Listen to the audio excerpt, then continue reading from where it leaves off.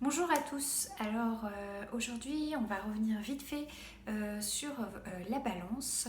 Donc vous vous souvenez la dernière fois où on a discuté de trouver le facteur stressant sur lequel vous pouvez agir et où il y aura le plus d'impact en prenant compte le fait qu'il était malléable, qu'il était contrôlable, qu'il y avait un bénéfice coût, un prorata coût-bénéfice, un rapport coût-bénéfice et un effet domino.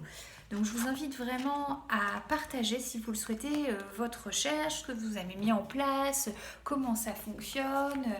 Enfin voilà, parce qu'à plusieurs, on se sent plus fort et puis aussi ça permet des fois de dissiper des doutes, de se rendre compte qu'on n'est pas seul à être face à des problématiques ou à des tensions. Donc voilà un petit peu. Dans ces stress et ces ressources, vite fait, je voulais revenir sur le fait que on peut soit en développer, soit à être dans l'acceptation active. Alors par exemple, développer des ressources, ça veut dire que soit on va en rajouter ou en renforcer des existences. Ou pour les stress, c'est on va les éliminer ou les réduire, ces stress, ces agents de stress. Par contre, parfois, il arrive qu'il faut qu'on soit dans l'acceptation active. C'est-à-dire que, en fait, ça va être un stress irréductible. Admettons, peut-être dans certaines personnes qui nous écoutent, il y a des parents d'enfants avec des maladies graves ou des pathologies comportementales ou autres, ou des difficultés scolaires vraiment importants dus à des problèmes et des troubles. Et bien ça, c'est des choses sur lesquelles il va falloir faire une acceptation active, parce que malheureusement, on ne pourra pas changer la donne. On pourra peut-être en fonction de ce que c'est, améliorer le quotidien et trouver des aides, etc.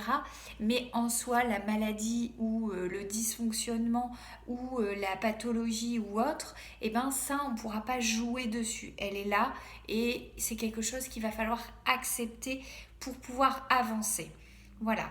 Et pareil, dans les ressources, dans celles qui sont inaccessibles, admettons, je sais pas, vous auriez besoin de plus de soutien de votre famille, mais votre famille habite à l'étranger et donc c'est pas possible.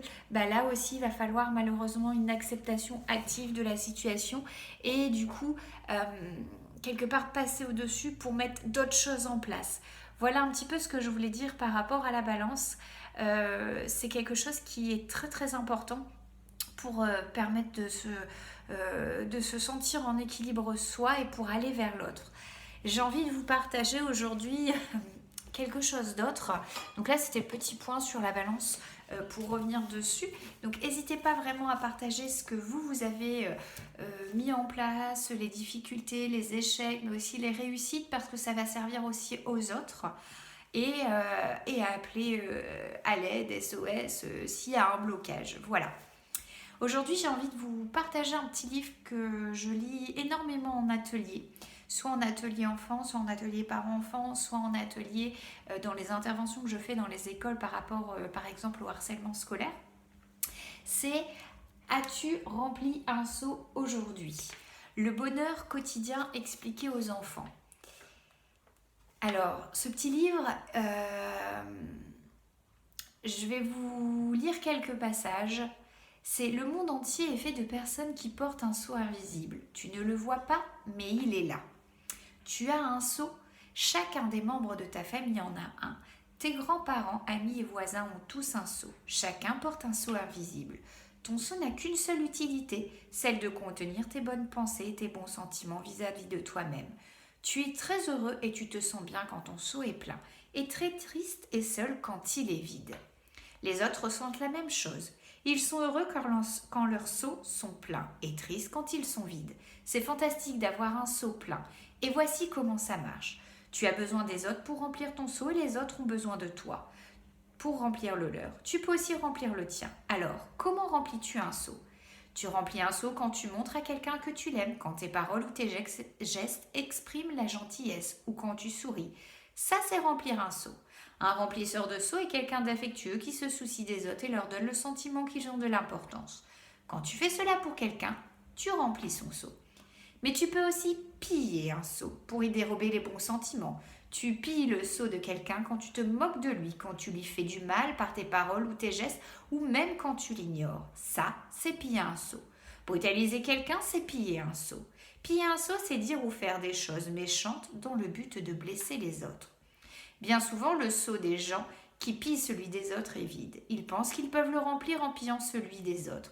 Mais cela ne marche jamais. Tu ne peux jamais remplir ton propre seau en pillant celui du voisin. Mais devine quoi? Quand tu remplis le seau de quelqu'un, tu remplis aussi le tien. Tu te sens bien quand tu aides les autres à se sentir bien. Toute la journée, par nos paroles et nos actions, bien nous remplissons le seau des autres ou bien nous le pillons. Essaie de remplir un seau et observe ce qui se passe. Je vais m'arrêter là pour la lecture. Donc c'est As-tu rempli un seau aujourd'hui? Le bonheur quotidien expliqué aux enfants. C'est un texte de Carol McCloud et une illustration de David Messing. De mémoire, c'est des Canadiens québécois. Donc il y a des petites différences de langage, mais il est vraiment chouette. Parce qu'en fait, ce livre, il explique quelque part ce seau qu'on a à l'intérieur de nous. Tout simplement, c'est notre cœur, c'est notre réservoir affectif, dont parle aussi du Montel Kramer ou bien Isabelle Filiosa. Ce réservoir affectif, il est très important. Quand il va être plein, on va se sentir bien. On va se sentir plus confiant, on va avoir de l'estime, on va se sentir en énergie, en sécurité et on va pouvoir aller vers les autres et accueillir ce qui va se passer dans notre journée. Quand notre réservoir affectif il est vide, là ça se complique parce que du coup la moindre petite chose va devenir très dure à surmonter. Et donc ce petit livre, il raconte comment on peut le remplir ou le vider notre seau. Par exemple, si moi, je commence à avoir des paroles désagréables ou médisantes sur quelqu'un, en fait, au-delà de faire du mal à l'autre personne, je vais également me faire du mal. Sans m'en rendre compte au début, mais en fait, je me fais du mal malgré tout. Et donc, je vide mon seau, je vide mon cœur. Ça va être comme ça dans toute notre vie, dans tout notre quotidien. Aussi bien par les gestes que par les mots, aussi bien pour les adultes que pour les enfants. Et donc, ce réservoir affectif, il est important qu'il soit rempli parce que clairement, vous identifierez que le fait que vous êtes impatient ou que vous perdez patience avec vos enfants ou à votre travail, que vous soyez plus irrité, ça va dépendre de comment est votre réservoir affectif. Alors dans ce réservoir affectif, ça va être aussi bien des choses qui vont vous permettre de le remplir, mais c'est aussi quelque part prendre soin de sa balance intérieure et de ses besoins. Parce que quand nos besoins sont en déficience et que notre balance elle est déséquilibrée, on est dans le même état, ça vide notre réservoir en fait parce qu'on n'arrive pas à le recharger. Et donc pour recharger notre réservoir affectif, il y a Artmela qui a fait des BD qui sont vraiment chouettes autour des émotions et qui nous partage un petit dessin sur les langages de l'amour pour le résumer.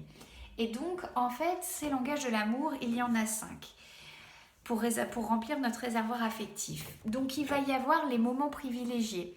Les moments privilégiés, c'est quand par exemple, moi le soir, je vais prendre un instant avec mes garçons, on va se pelotonner au fond du lit, on va se faire un câlin et on va lire une histoire. Et après, ils vont pouvoir aller vers le sommeil. Ça remplit leur réservoir affectif parce que c'est un moment important pour eux. Et moi, ça me nourrit et ça remplit mon réservoir affectif de maman parce que pour moi aussi, c'est important de partager ce petit moment avec eux. Et puis, il va y avoir aussi, par exemple, les services rendus. C'est quand je vais aider mon tout petit à faire ses lacets, par exemple, ou à ranger sa chambre. C'est quand lui, par exemple, ou mon plus grand va m'aider à débarrasser la table, ou à mettre la table, ou à vider le lave-vaisselle. Il y a aussi, dans les langages de l'amour, tout ce qui est toucher, câlin, bisous, c'est important. Il y a les cadeaux. Alors moi, là, pour les cadeaux, je ne parlerai pas forcément de cadeaux matériels et venant du magasin, mais surtout des cadeaux plutôt du cœur. C'est quand, par exemple, votre enfant, il vous fait un petit bouquet, un petit dessin. Ça n'a aucune valeur, entre guillemets, marchande, mais ça a énormément de valeur affective et émotionnelle et ça remplit votre cœur de parent. C'est quand par exemple moi le matin je griffonne un petit mot sur un papier et je le colle à côté du petit déjeuner de mes enfants pour leur souhaiter une bonne journée quand je peux pas les voir ou même quand je peux les voir, leur écrire une petite anecdote, des choses comme ça parce que c'est ce qui leur plaît. Et ça fait aussi une petite surprise, un petit cadeau.